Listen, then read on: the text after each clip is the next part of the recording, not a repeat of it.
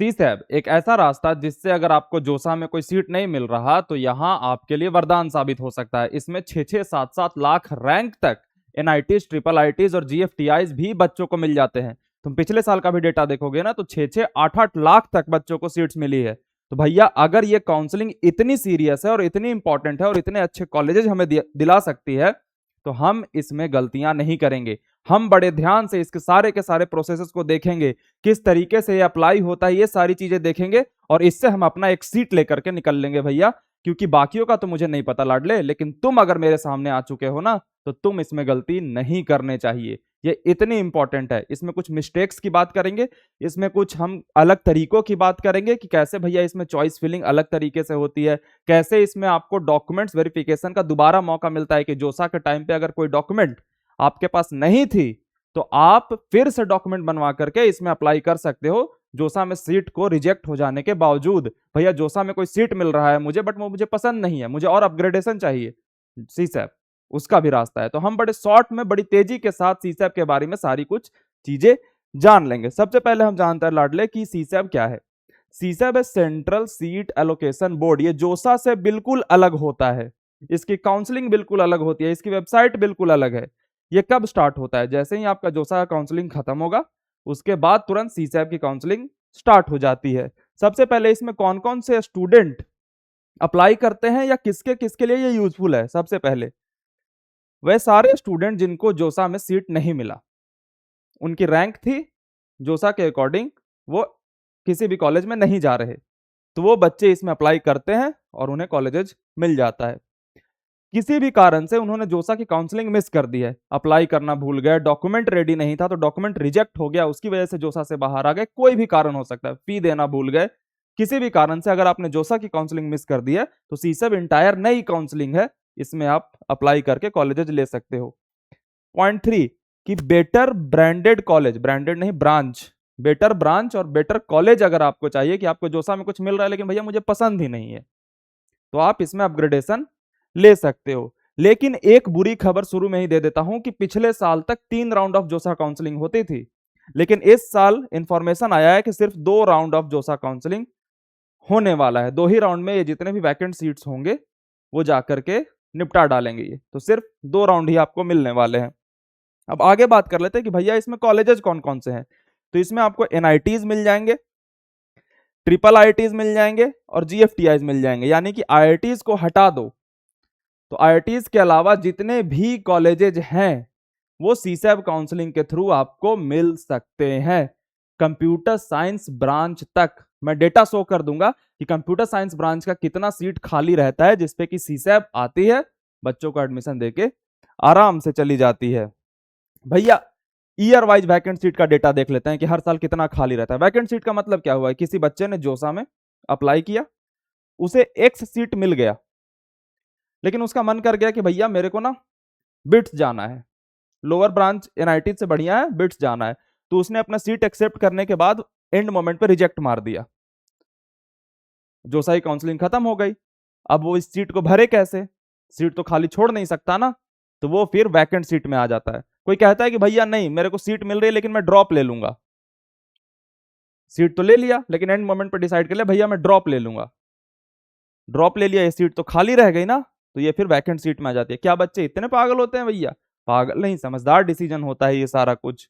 इनके पास मौका है बिट्स जाने का, ड्रॉप लेने का या कोई और अदर कॉलेजेस में जाने का, अदर कॉलेज अच्छे होते हैं ना, तो अदर कॉलेज में जाने का, तो वो सारी चीजें करते हैं, तो सीट्स वैकेंट रह जाती है, तो फिर वो सीसैब के हवाले आ जाता है कि भैया वैकेंट सीट्स को भर दो। अच्छे अच्छे वैकेंट सीट्स मिलते हैं। जैसे 2022 की बात कर लें तो 9,800 सीट्स वैकेंट रह गए थे जोसा काउंसलिंग के बाद, फिर उस पर सीसैब ने एडमिशन कराया था। 2023 की बात कर लें तो 11,300 सीट्स वैकेंट रह गए थे जोसा काउंसलिंग के बाद, सीसैब ने एडमिशन कराया। 2024 की बात कर ले तो 13,500 सीट्स रह गई थी वैकेंट। ये ट्रेंड देख रहे हो, ये ट्रेंड इंक्रीजिंग है। तो मैं तुम्हें 2026 की अभी बात बता देता हूं कि करीब करीब 15,000 सीट्स वैकेंट रहने वाले हैं और इस पे एडमिशन सीसैब के थ्रू होगा। और एक नीचे गुड न्यूज कि 15% लगभग सीट जो होती है ना वो कंप्यूटर साइंस इंजीनियरिंग का होता है सीसैब में, यानी कि 100 में से 15 सीट हर 100 में से 15 सीट कंप्यूटर साइंस इंजीनियरिंग का है। तो आपकी रैंक अगर है, आपके पास अगर परसेंटाइल है, सीसैब में डालोगे, आपको ये कंप्यूटर साइंस में मिलने के चांसेस होते हैं। तो ये पूरा का पूरा सिनेरियो डेटा से मैंने बैक कर दिया है कि अच्छा डेटा कहता है कि अच्छी खासी सीट्स रहती हैं और भैया हम इसके थ्रू एडमिशन ले लेंगे। तो एक एक करके सारी बातें बड़े ध्यान से सुनना। आगे बात कर लेते हैं जोसा और सीसैब के ट्रैप पे। मैं जोसा और सीसैब के बारे में बात कर रहा हूं, लेकिन मेरी जिम्मेदारी बनती है कि मैं तुम्हें इसके ट्रैप्स को भी बताऊं। तो होता क्या है कि बच्चे जब एक चीज पे फोकस करते रहते हैं ना, तो वो सिर्फ एक चीज पे फोकस करने के कारण उनके आसपास से जाने वाले सारे कॉलेजेस को वो मिस कर देते हैं। और सारे कॉलेजेस जोसा और सीसैब में होते भी नहीं है। बहुत सारे अच्छे अच्छे कॉलेज हैं जो आपको बाहर से मिल सकते हैं, तो उस पे भी ध्यान रखना बहुत ज्यादा जरूरी है। और इसी के अंदर मैं तुम्हें स्किल्स पे फोकस करने वाले एक कॉलेज के बारे में बता देता हूं, जिसका नाम है वेदम स्कूल ऑफ टेक्नोलॉजी। यहाँ कंप्यूटर साइंस और एआई को सिर्फ नोट्स के लिए नहीं रखा गया। यहाँ एक्चुअली बच्चे डे 1 से कोडिंग करते हैं और प्रोजेक्ट्स बनाते हैं। यहाँ पर data structure, AI, full stack और डेटा साइंस को इंडस्ट्री रिक्वायरमेंट के अकॉर्डिंग सिखाया जाता है। और इन सब का नतीजा है कि यहाँ फर्स्ट ईयर के 7+ स्टूडेंट्स पेड इंटर्नशिप तक पहुंच चुके हैं और इनके 3 बच्चे तो ग्लोबल लेवल पे लाखों कमा रहे हैं। यहाँ के बच्चे मुंबई टेक वीक में भी गए थे, जहां पे उन्होंने ओपन एआई, रेपलेट, मेटा और एनपीसीआई की मास्टर क्लास अटेंड की है। और यहाँ के एक बच्चे ने अपना स्टार्टअप शार्क टैंक के अनुपम मित्तल के सामने पिच कर रखा है। तो देखो, मैं तो कहूंगा कि कॉम्प्रोमाइज मत करो और जो रास्ता बता रहा हूं उसे समझो और उसे चूज करो। इनका एडमिशन वीसेट एग्जाम के थ्रू होता है, तो वीसेट का एग्जाम दो, वेदम स्कॉलस्टिक एप्टीट्यूड टेस्ट। लेकिन ये रास्ता इतना भी आसान नहीं है। जो टॉप के 5% स्टूडेंट होते हैं ना, वही वीसेट एग्जाम के थ्रू वेदम में एडमिशन ले पाते हैं। तो अगर आपका एक बार एडमिशन हो जाता है तो आपको यूजीसी अप्रूव्ड यूनिवर्सिटी के थ्रू बीटेक डिग्री मिल जाएगी। और पैसों की चिंता मत करो, अगर तुम में टैलेंट है तो यहाँ पे 100% स्कॉलरशिप तक भी मिल सकता है। तो मैं तुम्हें बहुत कॉलेजेस के बारे में बताता रहता हूँ, लेकिन अब एक्चुअल एडमिशन का टाइम आ चुका है, तो अब थोड़ी सीरियस एडवाइस की जरूरत है तुम्हें, और ये मेरे उन सीरियस एडवाइस या रिकमेंडेशन में से एक है। तो वीसेट का एग्जाम 13 जून को है और 12 तारीख को उनका रजिस्ट्रेशन क्लोज हो जाएगा। तो उनके क्लोज होने से पहले रजिस्टर कर देना, लिंक डिस्क्रिप्शन में है। और 13 को आकर के मुझे गुड न्यूज दे देना कि भैया मेरा वीसेट का एग्जाम बहुत अच्छा गया है। और अब इस इंपॉर्टेंट इंफॉर्मेशन के देने के बाद आगे बात कर लेते हैं बच्चा कि एलिजिबिलिटी क्या है सीसैब में आने की। तो हर वो बच्चा जो जोसा के लिए एलिजिबल था, वो सीसैब के लिए एलिजिबल है। यानी कि 75% क्रिटेरिया यहां भी मांगा जाएगा, या फिर टॉप 20% वाली बात कर ले तो यहां भी, या फिर और मेंस का कट ऑफ क्रॉस होना चाहिए। कुछ और बातें बता देता हूं कि जोसा से जो बच्चे रिजेक्टेड है, कोई ये बैन नहीं लगाता कि वहां से रिजेक्ट हो गया यहाँ कैसे आ रहा हो, नहीं, आप भी जा सकते हो। जोसा में किसी ने सीट एक्सेप्ट कर ली है, लेकिन वो चाहता है कि भाई जोसा वाले सीट को छोड़ के मैं सीसैब में ट्राई मार लूं, तो उनके लिए एक स्पेसिफिक चॉइस फिलिंग का मैं तरीका बताऊंगा। वहां पे मिस्टेक करते हैं बच्चे, तो वो स्पेसिफिक चॉइस फिलिंग करते हो तो आप भी इसमें अप्लाई करते हो। सीसैब वाला जैसे ही आपको सीट मिलेगा, वो जोसा वाला ऑटोमेटिक कैंसिल हो जाएगा। तो ठीक है, इतनी बात समझ में आई। तो सिंपल सा एलिजिबिलिटी है कि जो जोसा के लिए एलिजिबल, वो सीसैब के लिए एलिजिबल। क्या इतनी बात समझ में आ गई? अब बात कर लेते हैं कैटेगरी रिस्टोरेशन प्रोसेस की पूरी चीज समझाने से पहले मैं कैटेगरी रिस्टोरेशन प्रोसेस समझा देता हूं।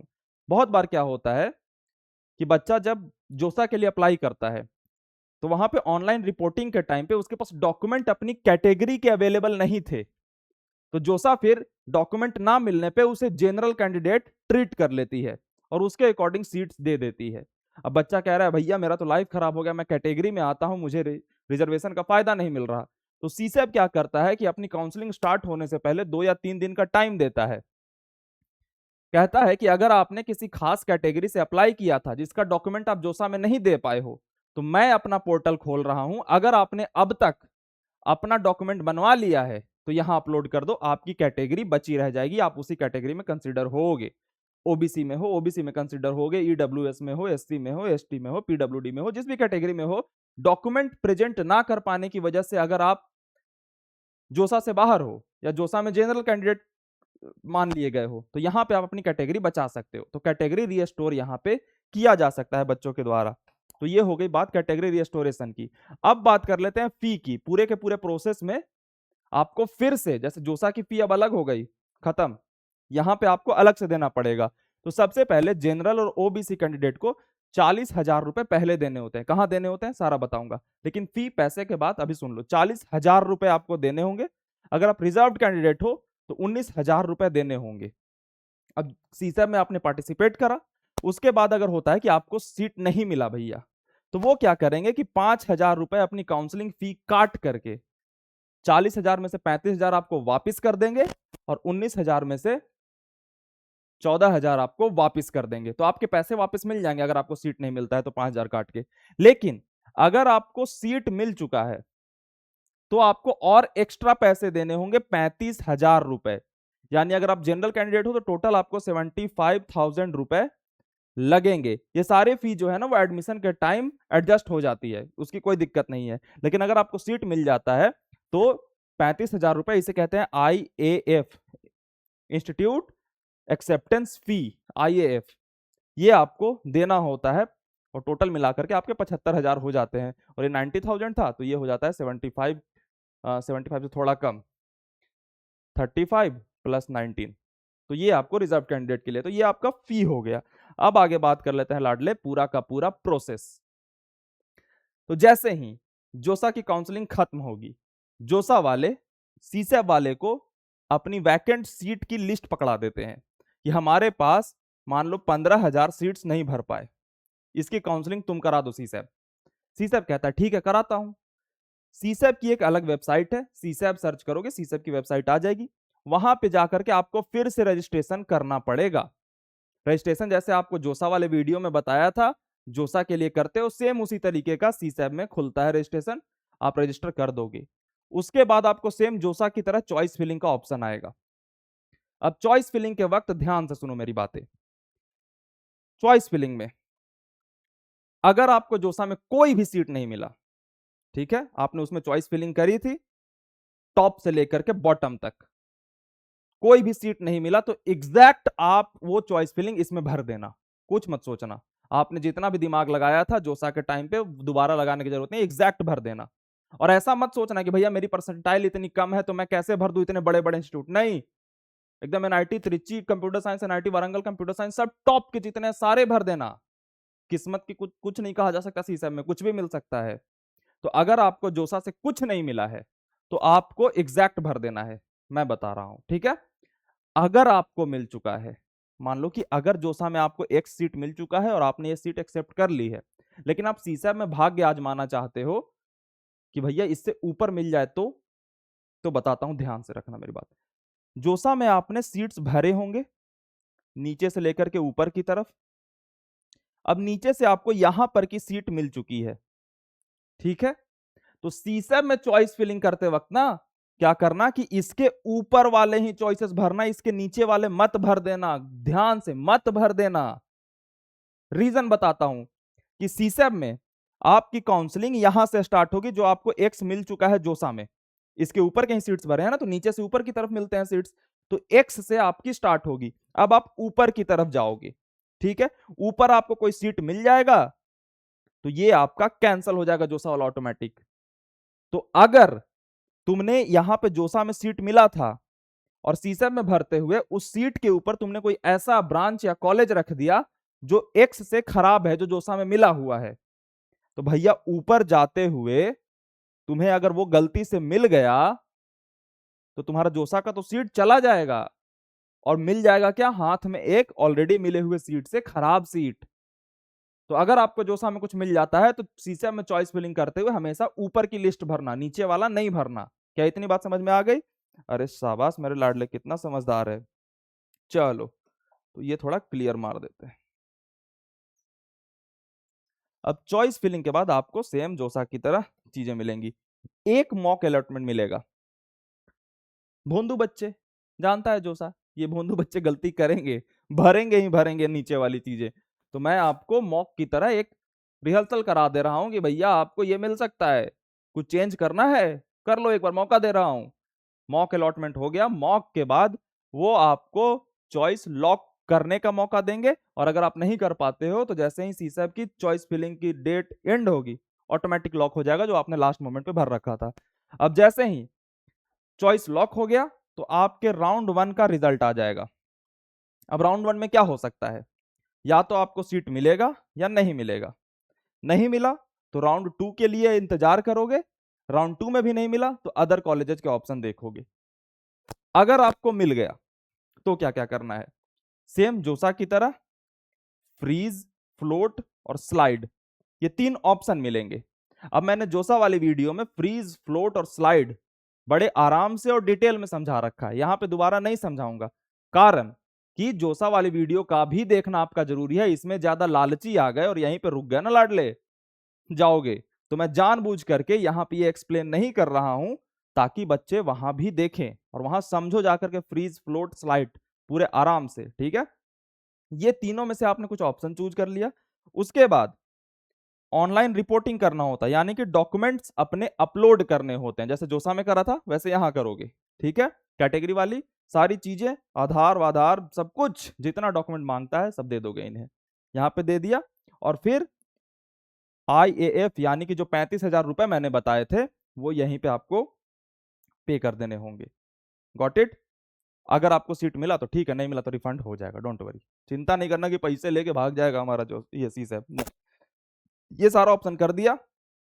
अब आपने फ्रीज कर लिया था, मान लो फ्रीज का मतलब छोटे से बता देता हूं कि सीट लेके निकल ली है कि मुझे यही वाली सीट चाहिए भैया, मिल गई राउंड 1 में, भगवान का शुक्रिया, थैंक यू, मिल गया, निकल गए। तो राउंड 2 के लिए क्यों वेट करोगे, लेकिन तुम चाहते हो कि आगे या तो ब्रांच अपग्रेड हो सेम कॉलेज में, या फिर कॉलेज ही अपग्रेड हो जाए, तो राउंड 2 का वेट करेंगे। और राउंड 2 का जब रिजल्ट आएगा तो फिर आगे सीट को हम फ्रीज मारेंगे, निकलेंगे और एडमिशन के प्रोसेस में आगे बढ़ेंगे। कितनी बात समझ में आ गई? आ गई भैया, बढ़िया। तो ये था आपका पूरा का पूरा प्रोसेस। रिफंड की जो बात है उसमें कुछ रूल्स हैं कि तुम्हें कब कब रिफंड नहीं मिलेगा। फी तो तुमने दे दिया, ले लो पैसे मेरे, लेकिन ऑनलाइन रिपोर्टिंग करने में फेल हो गए, कुछ डॉक्यूमेंट्स की वजह से, कुछ चीजों की वजह से ऑनलाइन रिपोर्ट नहीं कर पाए, तो तुम्हें कोई रिफंड नहीं मिलेगा। पेमेंट फेलियर में, कि अगर आपका पेमेंट फेल हो जाता है तो भी कोई रिफंड, पेमेंट ही नहीं करा तो रिफंड किस चीज की मांग रहे हो। तो अगर आपकी पेमेंट फेलियर हो गई और आपने सीट ले लिया, जैसे मान लो कि IAF तुमने जमा नहीं करा और पहले वाले 40,000 रुपए दे चुके थे, लेकिन बाद में IAF जमा करने में तुम फेल हो गए, तो तुम्हारा फिर वो भी पीछे वाला भी नहीं मिलेगा, 35 में से कुछ भी नहीं मिलेगा। इनवैलिड डॉक्यूमेंट्स, डॉक्यूमेंट्स तो अपलोड कर दिए बट वैलिड नहीं थे, तो तुम सरकार को चीट कर रहे हो। बहुत बार बच्चों को मैंने देखा है कि भैया मेरा EWS का सर्टिफिकेट नहीं मिला, तो अब AI का जमाना है, क्रिएट कर लेते हैं और दे देते हैं। नहीं भैया, फिजिकली भी चेक होगा कॉलेज में, पकड़े जाओगे, कोई पैसा नहीं मिलेगा, रिजेक्ट और अलग से हो जाओगे। इग्नोर्ड इंस्टीट्यूट, आजकल के बच्चों की आदत घोस्टिंग करने की, कि भैया सीट विट ले लिया, सारा कुछ पैसा वैसा सब कुछ सही दे दिया है, लेकिन उधर से NIT मुझे मैसेज पे मैसेज किए जा रहा है कि भैया आ जा एडमिशन ले ले, तुम इग्नोर करे जा रहे हो, कोई पैसा नहीं मिलेगा। तो ये सारा का सारा रूल था आपका CSAB का। उम्मीद करता हूं चीजें क्लियर हुई होंगी, और अगर कोई डाउट है तो कमेंट में पूछना। जब तक तुम्हें कॉलेज नहीं भेज दूंगा ना, तुम्हारा साथ नहीं छोड़ूंगा। कोई भी डाउट है जरूर पूछना, खुद से इंट्यूशन के बेसिस पर डिसीजन मत लेने लगना। कुछ भी डाउट हो, छोटा से छोटा कोई भी डाउट सिली नहीं होता, तो तुम मुझसे पूछना, कॉलेज का मामला है बच्चा। बड़े ध्यान से सारी चीजों को सुनना और बड़े ध्यान से इंप्लीमेंट करना, और मेरी बातों को सीरियसली लेना। वेदम का लिंक मैं नीचे दे रहा हूं, तो उसे अप्लाई करना, मैं मजाक में नहीं कह रहा। मौका छोड़ना मत। All the very best, thank you.